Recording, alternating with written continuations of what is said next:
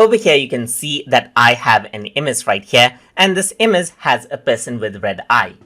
So this usually happens when you use Flash, and then what you can do with Adobe Photoshop Elements is easily remove these type of eyes. So to do that, I'm going to go around onto the red eye removal tool right here, and here you can see that you can go around and choose pet eye if it is a pet eye, because in case of pet eyes, it'll be white instead of red. So you can go around, click on autocorrect right here, and it'll detect out the red eyes, as you can see, just like this, and this is what you have. I'm using Alt and scroll mouse button to actually zoom in, holding spacebar to actually move, and this is what you see, as you can see. Now let me just press Ctrl Z, and you can still see the red eye right here.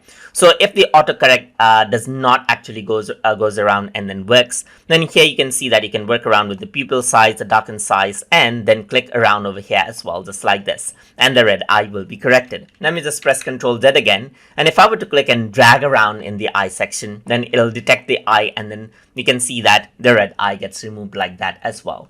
And that is how you can go around and then fix out the red eyes inside of photos by using Adobe Photoshop Elements. So I hope you guys learned something as always. And as always, please like, comment, share, and subscribe.